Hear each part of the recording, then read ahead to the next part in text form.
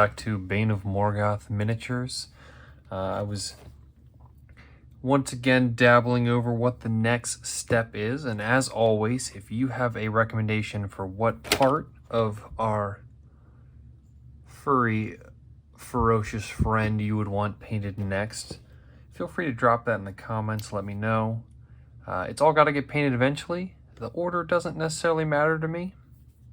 And love for you to be a part of the process as well. Let me see how much noise I can make with my paints over here. Today I'm thinking to dabble in a bit. We got these nice long lines and these kind of fun, let's see if I can get a light on it, those snowflakes that are running right along here. I think I'm going to start running those. So there's a few different ways we can go about this technique. I'm tempted to do it just the way that involves a lot of brush skill, which is just built up over time, and learning drawing a straight line away from yourself towards yourself is the most accurate line. Making sure you have a nice fine tip brush. You notice I'm not using my green back here. If you look at this guy, he's got green. That's how I remember that he's not the fine tip brush. And this soon will be the green tip brush. I want to kind of make those lines a little more prominent. Right now, they're kind of just design, and they're not as prominent as I think they should be. Those snowflakes, absolutely not as prominent as I want them to be. So what we're going to do is we're going to start with these snowflakes, and I'm not sure if I want to go with this kind of lighter teal or this more vibrant greenish color. I think both are going to lend to it. We're going to work on a process called edge highlighting. Now, edge highlighting, I've done it a few different times on this model. I just naturally do it without thinking. I did it on the blade, right on the seam of that blade there. And the purpose of edge highlighting is you're not painting with the tip of your brush, but running it perpendicular along the surface. So if you think of how sharp that blade looks, if I run it perpendicular, it's going to leave that cast line. This can also function with this kind of surface. If I make sure it's on screen. That's a great spot. All right. If I run just above that surface, I'm only going to catch the raised surfaces because I don't want to have to painstakingly paint each line on this snowflake, but I can get away with using this edge highlighting technique to get a reasonably good result out of it. See, it's already starting to pop out. A big thing for edge highlighting, let me grab a paper towel while I'm talking. A big thing for edge highlighting that's important is you don't want your brush to be heavily laden with paint. If you have too much paint on your brush, what you're going to run into is kind of a bulbing effect. So if this is the surface I want to paint on, and this is my paintbrush over here, look how great these are, and I'm running along the edge like this, I'll catch just this top surface. But if I have a bulb of paint, when I run alongside of it, it's going to come around the edges of it instead. As opposed to just touching just barely, it will overlap and take up more of this whole surface. And that was finger puppets for the day. But hopefully we can see as we look at this little tiger friend that I want to make sure my brush is maintaining its shape but has paint on it, as opposed to picking up a glob like that. That will not do for edge highlighting. Edge highlighting, like dry brushing, is a less is more technique. And what I mean by that is it's better to do it in 3 or 4 concurrent rounds than to try and get it done in one round and fail really hard. I'm sure throughout the process of doing 1, 2, 3, 6 snowflakes, 7 snowflakes, I'm going to fail at some point, and I will let you know when I get frustrated on it or when there is something that didn't quite work the way I wanted. But as I kind of move Perfect, Josh. Oh, I was on screen. Sweet. As I kind of move about this. Now, I will switch a little bit to more of an aimed brush technique, because some of the area and the surface will not allow me to just get away with what I want to do. This sword blade is the nicest possible example, or glaive blade, excuse me, is the nicest possible example of edge highlighting. It's away from everything. It's a clean, sharp line. It's one direction. I mean, this is the golden of how do I practice edge highlighting? I mean, a blade is the answer. This is the next technique. Now I've got all sorts of weird angles. I've got all sorts of shapes that are not a single blade. Now this piece here might actually be really nice for the overall.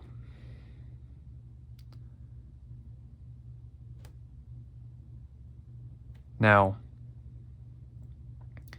you might be thinking, I wonder, Josh, could you just dry brush that?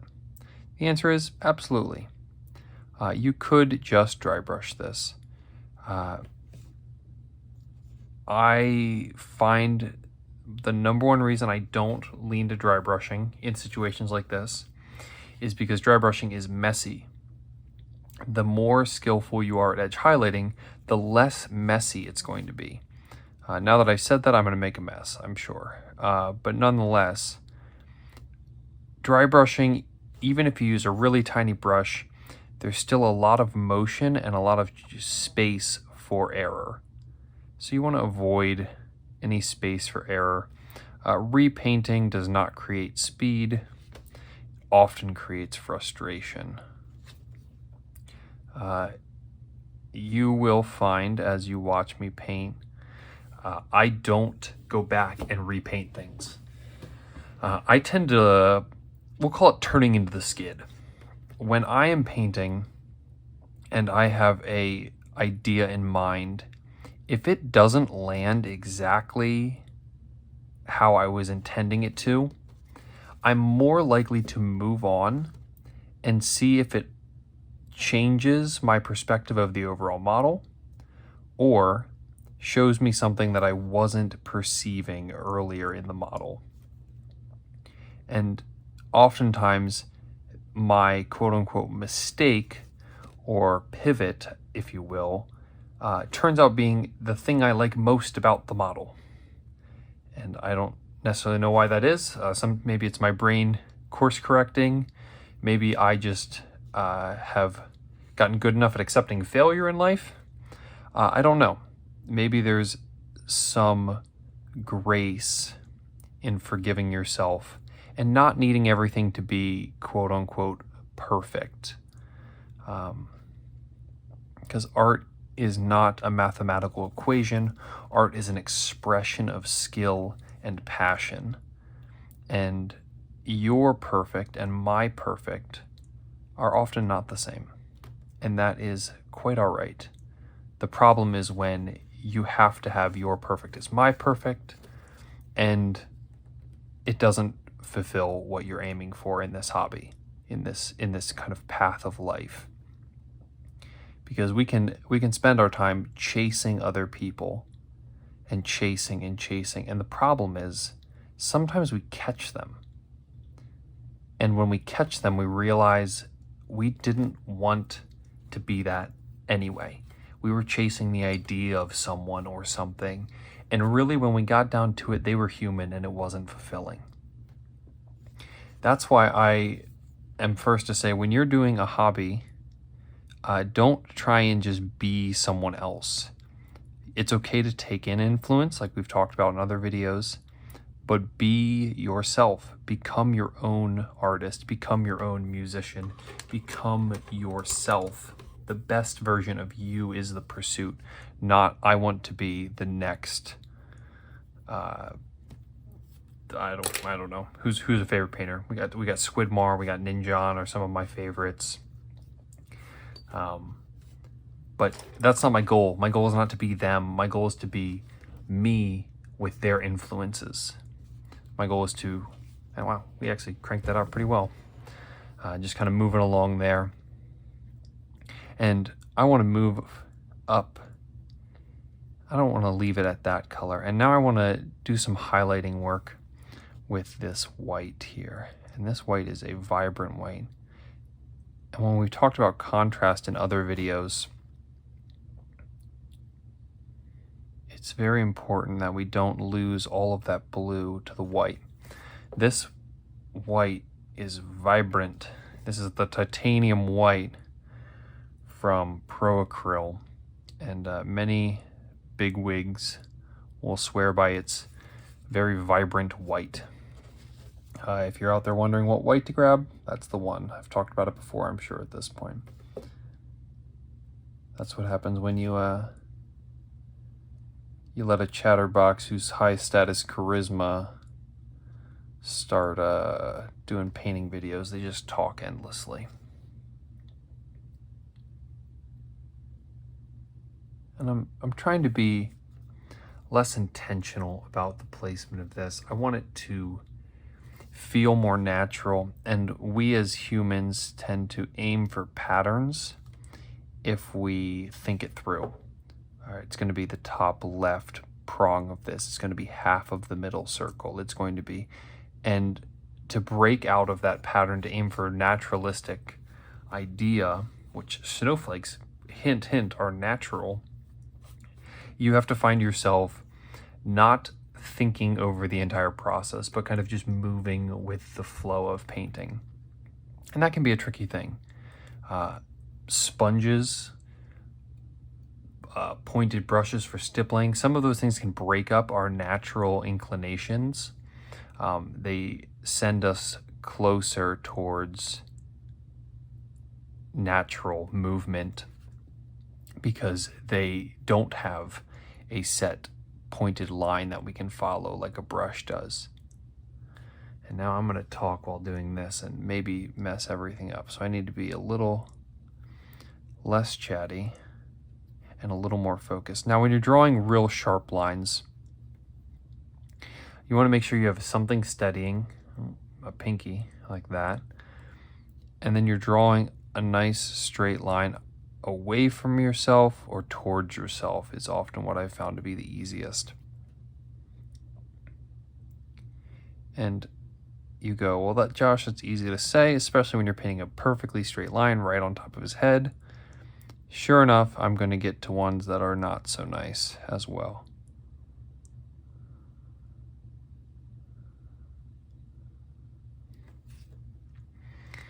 Those are nice for now.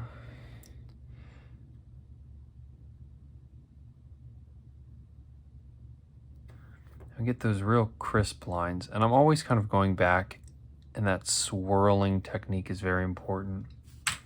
It allows us to keep our brush tip pointed without any sort of brush licking going on.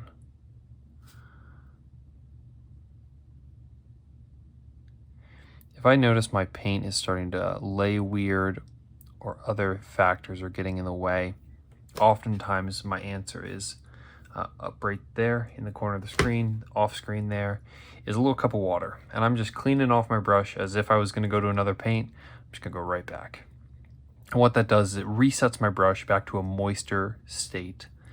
And with that additional moisture on the brush, you're going to find it returns back to a way you want it to.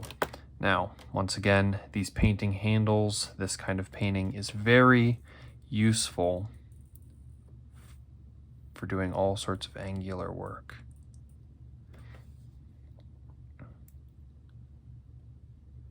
And if I was trying to hold onto his foot this whole time, I would not have kind of that ergonomic, comfortable grip. But this is a very nice thing. I'm glad I painted that off screen for you. Keeps it interesting when you can't see what I'm doing, right? It's like a mystery painting project. Then I bring it back and it's completely done, and then you're asking a lot of questions. Oh, but here we are with a few more of these. Now, these curls, let's get to the elephant in the room.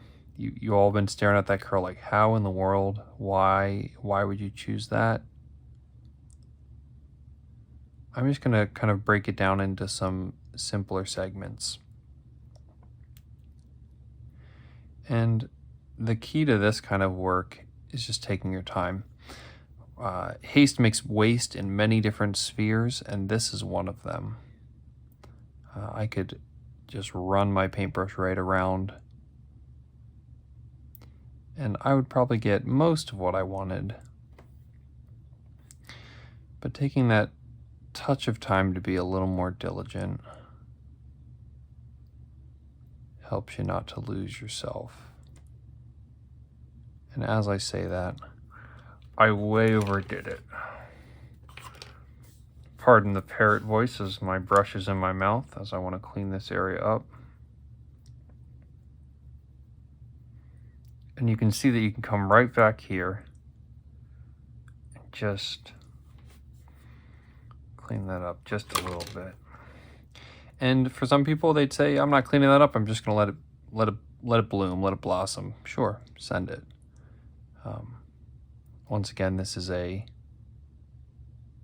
independent journey to many aspects. And what you want might not be what I would want or what other people might want.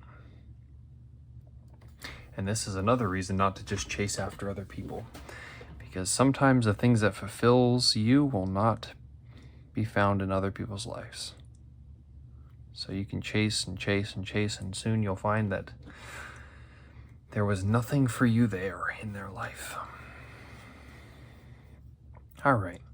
So now we got some of that like kind of a runic lights kind of flowing through. And I want to go back and I want to be really cautious with how much white I'm using here. But I want to highlight some certain points.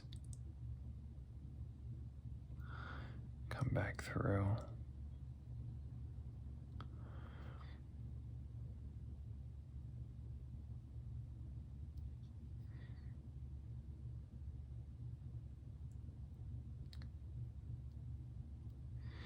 The burning question in my mind as I'm doing this is, Josh, what are you going to do with that teal color that you've had on your palette this whole time? Is that just going to be wasted forever? And sometimes the answer is, yep. Put two colors out, liked one of them, didn't use the other. But this time, I'm feeling a little froggy.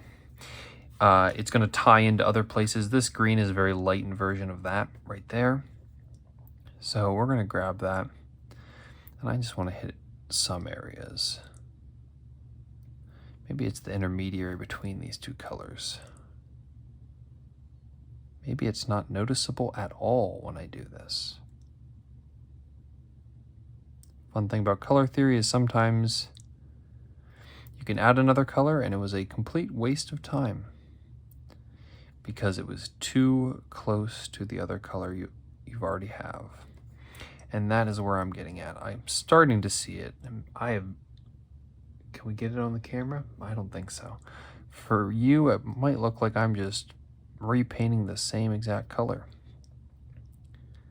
And that is another important thing. All the stuff that you see online, there is some level of editing and some level of what it looks like on a camera and what it looks like in your hand are two very different things. So don't lose sight don't lose hope when you find yourself wanting to take pictures of your work and send it to people and it's just coming out 40% of what you want it to be. That's just kind of what it is. Reality is this incredible thing because your eye functions in such a way that cameras just do not function. The way we understand and see color, the way we behold things, it's truly almost divine in nature how well our eyes work in comparison to our greatest of technologies.